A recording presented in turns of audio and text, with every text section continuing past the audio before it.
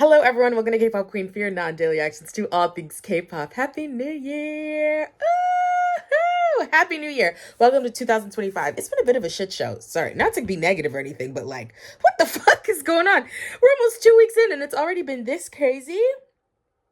And this isn't a positive video. Sorry, it's not. It's actually going to be me cussing out this drama. So just adding more to the negativity. Sorry.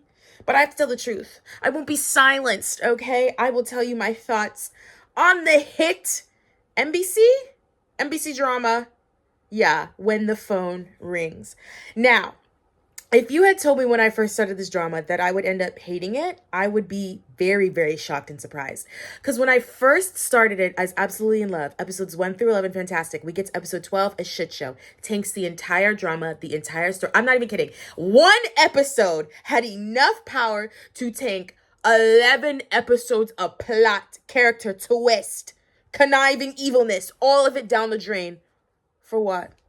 For what? Let me go back. Sorry, I'm getting ahead of myself. I always get ahead of myself when I'm about to cuss somebody out. But no, let me set the scene. Let me set the scenery and tell you about When the Phone Rings. If you have not watched this drama, don't do it. Just listen to me talk about it, and then okay, fine. If you want to watch it afterwards just to see the shit show, the absolute train wreck, that's your business. I'm not going to stop you, but I did warn you.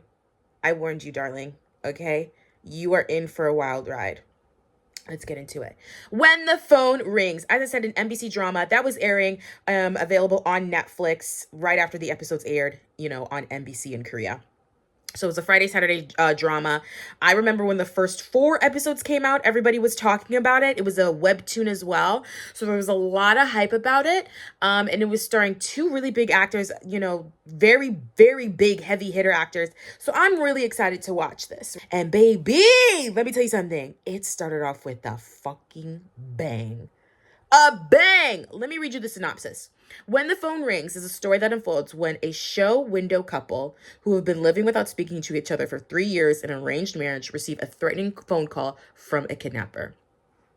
That's the synopsis, but I'm telling you, it's actually so much more twisted than that. Like, it's actually so much more details and so much more evil than you could imagine. It is starring Yoo Yeon-sok, who plays Bak Seon. It's also starring Cha Soo-bin, who plays Hong Hee-ju. So this is our show window couple. This is our main character. The story really revolves around them entirely, which is I'm getting ahead of myself, which is something I really enjoyed about the drama.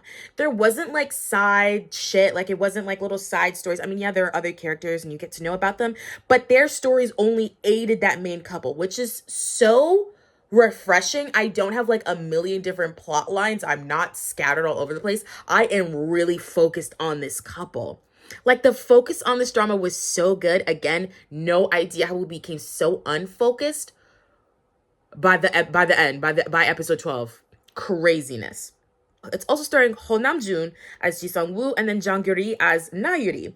Now, Ho Nam-jun, I haven't seen him in anything. This was like my first time watching him, and I think he is a really great physical actor. He does some really like interesting like ticks, or like has some really interesting physicality that he brings to the character that really adds a layer to this character that I was like suspicious of him. I thought he was like some crazy psycho. I was like, who are you? What's it about? But no, he is such a strong physical actor. And then, of course, we know Gyuri loves seeing her as in her acting. As an actor, it's always great. She did really great in this role. I thought she brought like a really interesting, like almost innocence to this role that I really enjoyed. I really liked watching her in it. I haven't seen her other dramas, but I think the ones that I'm thinking of one in particular. It's like a college one. I think she's on like a cheer squad, maybe something like that. That one had pretty popular reviews. Story really does follow Bak Seon and Hong Hee-ju. We see this couple that have had this arranged marriage because they come from 2 very rich families. They want to join their families together. And they have been married for 3 years. Now, it wasn't supposed to be her. Hong Hee-ju was not the original bride. Her older sister was. But then she disappeared the day before the wedding and got married to Bak Seon. Yeah, that's how this drama starts off. Kicking with fire. We was cooking with fire. We basically watch like their lives as they receive this phone call from this crazed psycho kidnapper that wants to ruin Bak Seon's life. And through this rather mysterious like person who's causing all of this chaos, it actually drives the couple to be much closer. They finally have to communicate with each other, which is like, oh, it's like, oh, refreshing, right? Now, Hung Hee-joo does not speak in this drama. She has selective mutism. I did have to look that up myself when I first watched it because I was like, I don't really know what this means. But basically it's like it's not that she can't speak, it's like an emotional trigger. So she just doesn't speak after going through a rather traumatic car accident where in it her older sister becomes deaf and she loses her younger brother. So, you know, it's a lot. A lot's going on. She doesn't speak in the drama. And so Bak Seon and her have to figure out how to communicate. They have to figure out how to tell the truth. They have to figure out how to be honest with one another while dealing with duplicity. So much duplicity, so many lies, so many cover-ups. Again, so much like full-on evil that you're watching this drama with your mouth agape. Right? Okay, I'm describing something juicy. I'm describing a good drama, right? How could it possibly be ruined by one episode? Baby, buckle in. As the story unfolds, we realize that the two of them have a lot of issues, a lot of things that they're not saying, a lot of things they're not admitting, not only to each other, but to themselves. Bak Seon is a very complex character. He truly doesn't think he deserves anything. So at his very core, he doesn't think that he deserves anything. And that is his driving force. It is what really gets him and guides each one of his decisions, no matter how misguided that decision is. Hung Hee-joo, you know, she's kind of been told the same thing her entire life. She also has been told, you know, do this, do that, be obedient, otherwise things will fall apart. You have to do this. You have to literally shrink yourself, silence yourself to make space for everyone else. And so these two characters who have really been just crushed under pressure, it kind of explodes. It kind of comes to just this one huge explosion once they have this outsider come in and just make them question things. Instead of just following with what they've been told, they finally start to question things. They finally start to search these answers. They get what they want and they finally speak their mind. Some moments from this drama before, you know, the shit show happened. I will say episodes 1 through 11, some of the best writing I have ever seen in my life. You guys, I am mourning. I am in mourning. I'm mourning the loss of a fantastic drama. Episodes 1 through 11, absolutely stunning. I was hooked. I was anxiously awaiting Friday, Saturday so that I could watch this drama. I'm not kidding. Right up until the end of episode 11, I was like, oh my God, what's going on? What's happening? And then I pressed play on episode 12. I'm not even kidding you. An hour of bullshit. An absolute chaotic hour, nonsense, bullshit of an episode. It's wackadoodle time. It's wackadoodle time with episode 12. Where do I even get into this? Okay, I'll start with some shining moments and then I'll get into the shit. Some shining moments in this drama. Hung Hee-joo's mom, who is a vile woman. Vile. She's the reason why Hung Hee-joo doesn't speak. Let me tell you something. You think it's selective mutism because that's what you've been told this whole time? No. She can speak. She's not mute in any way. If there's no emotional trigger, no. Her mother just told her to shut the fuck up when she was a child after the accident. Remember that traumatic accident where her sister is now deaf and then her younger brother died? Her mother said, okay, well now you can't speak because if you do, we're going to get kicked out of the house. You must make yourself smaller and you must listen to me to get through this. Guys, that scene shook me to my core because you see her wake up in the hospital and you see her say, mom, you know, trying to get her, you know, because her mom's crying on her. And then you see the light switch in this lady's eyes. First of all, brilliant actress. I've seen her before. She's always playing a bad mom. Always playing a bad mom. She's so good at it. But you see the light switch in that lady's eyes and she's like, you can't speak. This is the only way we'll stay in the house. You can't speak. Do you understand? She's shaking her as she's lying in this hospital bed. She's just woken up from this accident, shaking her, telling her to never speak again. And so she just nods her head. She says nothing. She nods her head And from that moment on, when she's like, I don't know, 10 until like 28, she doesn't speak. Another moment that really like kind of shocked me, although we were kind of building our way up to it, was when we finally realized that Pak Sun, the one that we've been seeing this whole time, is not the real Pak Sun, but rather a fake. They had switched the boys because the real one is a psychopath. He was killing children from the orphanage next door. Okay. And the grandpa, who was this powerful man, he said, yeah, we're not allowing that. Like, it was something different with like the cats and the fish and stuff, but kids, okay, you killed a couple of them, that's gonna have to stop. So they decided to drown the real one. Or at least they thought they did. They did not successfully kill him, but they thought they had drowned him, right?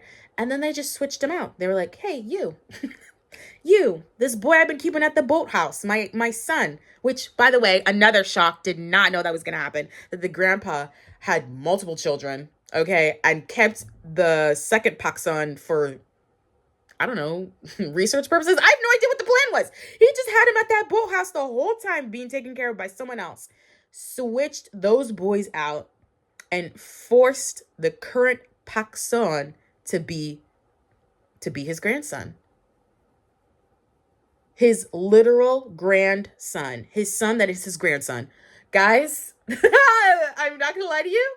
Good twist. I will say the way that they tell the story here from episodes 1 to 11, I thought was really, really brilliant.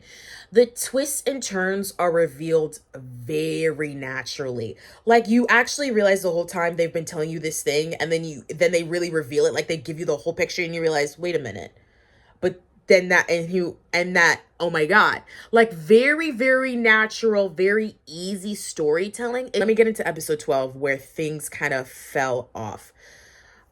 Honest to God, I don't really know what happened. I'm being so serious. Because it's so irrational. It doesn't make any sense. I have no idea how they wrote this episode. It felt very rushed. It didn't feel like the same team.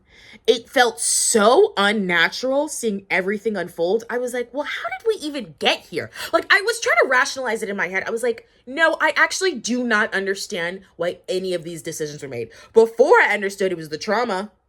It was the trauma. It was the response to this. I get it now. This, no clue. You are not making any sense. Okay, episode 12. Episode 11 ends with a literal bang. Hong Hee-ju, she's finally rescued after being kidnapped for the 3rd millionth time, which, I'm not gonna lie to you, I was like, how do you keep getting kidnapped? Like, why is it so easy to take you? But whatever, this is a drama. You have to remember, it is a drama. Things get a little, drama-y, dramatic, whatever. I'm eating it up. But still, I was like, girl, get the fuck together. Wear an air tag or some shit. I don't know what the fuck is going on. Hong Hee-ju sees her husband Pak Seon get shot. Well, at least that's what we think is happening. We fast forward a couple of months. I really hated Time Jump. You guys know that. I hated Time Jump. I don't think it makes any sense. We fast forward a couple of months and everyone's like, oh yeah, he's dead. He's dead and gone. He's never coming back. So I'm thinking, damn, they killed this motherfucker. They really killed this man. Whole time, he was not shot. That did not happen. She just dreams about it. It's just a dream in her head. Okay, girl. All right. She gets a mysterious phone call. And she's like, is it you? Is it you, Pak Sun? And it is him. It's him calling from a war zone.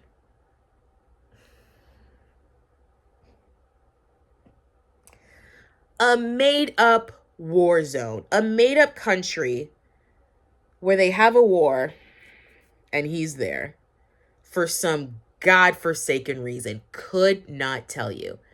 He said he wanted to get space from her. Okay, but why would you go there? Like, why didn't you just go to, I don't know, fucking LA or something? You didn't want to go to England? Why'd you go to this war zone? This active military war zone. Why would you go there? Because you went there one time when you were a journalist and you liked the sunset? Get the fuck. Everybody, you have to move. I'm going to explode. I have a bomb on. I'm going to explode. When she was meeting up with his friends trying to figure out where he could go, and his journalist friend was like, oh, well, he really liked this one place, You know, it was so beautiful over there. He loves the sunset. I was like, there's no fucking way this motherfucker entered a war zone to go see a sunset. Yorobun, he did. That is exactly what he did. Okay. Okay. Okay. Why did she go? Why did she go?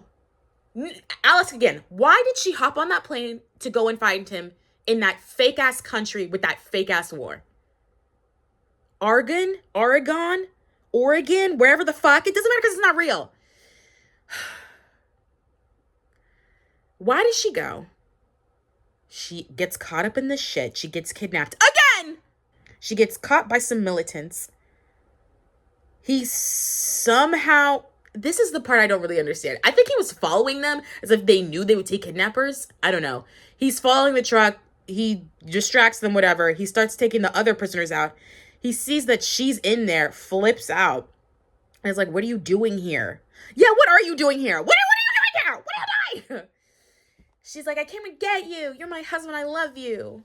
What happened? Why did you leave me? Why? Come to find out, the reason that he left her is for a reason we been knew this whole drama. He finds out that his family is responsible for that car accident. Remember I was talking about the traumatic car accident? The one that killed her brother, had her sister go deaf. That accident was caused because the younger brother had seen the real Pak Son. Like, he'd seen his face, so the family of Pak Son decided that they needed to kill that little boy. Okay. That seems really dramatic, especially since that boy was like 5. He's not gonna fucking remember. Like, why the fuck would he remember that? Are you stupid? Anyway. Anyway, they killed him. Caused all this trauma, right? So when he found out the fake Pak Son, because they switched the boys. Because remember, they switched the boys, remember. So when he found that out, he was like, well, I really can't be with her. I really don't deserve her. I'm the cause of all of her misery. I'm the reason she couldn't speak. I'm the reason she had to keep quiet, blah, blah, blah, blah. And it's like, well, no. Remember, you were thrust into this situation. You too had no idea what was going on. You too were a child. And you were forced to replace someone else. Mind you, whole time, you're not even really connected to this family.